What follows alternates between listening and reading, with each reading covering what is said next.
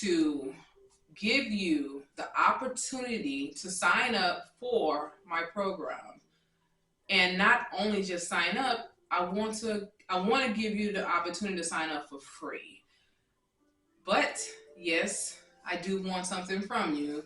And what's the catch, you say, Layla? Well, the catch is I need a review from you. I will need you to send a review of your experience of the program. If you do not send a review, well, okay, I understand that you just didn't have time. But at some point in your time, make time to do a review and leave it on the website about the Stress Eliminator program.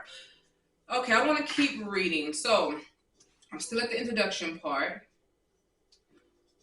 The words you say to yourself are far worse than what anyone else could say to us. We have to choose to believe what we hear others say about us. But when we say things to ourselves, it has more of an impact on our psyche, the human soul, mind, and spirit than we ever could know. According to Proverbs chapter 18, 2021, death and life are in the power of the tongue, and they that love it shall eat the fruit thereof. KJV. If you want to get rid of the negative thoughts and negative talks about yourself, you will need to reverse the words that you say out loud to yourself and also silently to yourself. Saying words of affirmation daily, 365 days, will help guide you to a better mindset. This book is a guide that will help you change your mind. Just read and meditate daily on these thoughts. As I said once before, give it a chance. 365 days of speaking words of affirmation to yourself and meditating on these thoughts will change your negative thinking to positive thinking of yourself. So, I'm going to skip around in this book. I will not read the entire book to you guys. I know you probably like, dang, that's a thick book. Yes, it is. I will not read the entire book. What I'm going to do, I'm going to give y'all 25 days of words of affirmation from my book. I'm going to coach from these words that I speak. I'm going to teach you how to apply these words to your life. Now, remember in the beginning, I said you're going to say these thoughts out loud, but you're not only going to say the thoughts, you're going to actually think about them all day long. You're going to meditate on them all day long. And you're going to go to sleep to it. And then you're going to have these words. Sometimes you might have them going through your mind, just letting you know. Now, I wanted to start off with day 356, because I know for a fact that we all struggle with this particular affirmation. But the reason why I chose this affirmation today is because I am coaching a young lady, and I don't give her business out there, but she's struggling with this. And then there's another person that is struggling with this that I'm coaching. And there's another one today that actually hit me up today, and she is struggling with this particular affirmation. And I was like, okay, you know what? I think this would be the best one to talk about today. And I'm not only going to give you the affirmation, I'm going to teach you how to apply it, okay? So let's just go ahead and get started because I'm sitting here taking too much time and all that good stuff. Let me drink me some water and go from there because I don't want to take up your time. I know we all have other things that we can do. I would say other better things we can do, but to be honest, this is one of the best things you can be doing because it's changing your life and it's helping you to become a better person. And one of the things that I also realized too, before I get started, I know it's going to get started, but just bear with me. Another thing that I realized is that we are who we are by the way we see ourselves.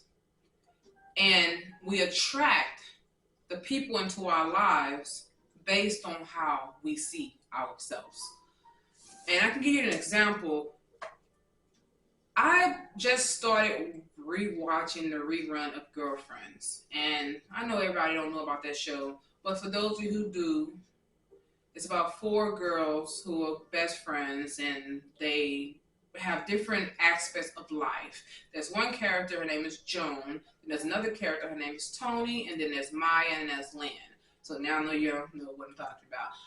But I have noticed one thing. I have watched this show. It's a 90s show. I used to watch this show faithfully in the 90s, and I was in my 20s back then, so I didn't have no idea how these women was living their lives and what was happening to them. Now that I'm rewatching the show, I see it in a whole different aspect because of the way that I coach people and also the way I live my own life. And the character Tony, she has high expectation of the type of man that she wants in her life. She feels that she is worthy of that. And the way she carries herself, even her conversation, she have no problem of saying what she want, how she want it, and the way she want it. And all the guy that meets her or get with her have to do is either fall in line and be able to provide that for her or leave her alone. Now, the character Joan, on the other hand, she wants to get married so badly that she becomes very desperate. And she gets with a young guy who is completely not in her league. He's not in her league because he's still finding his own way.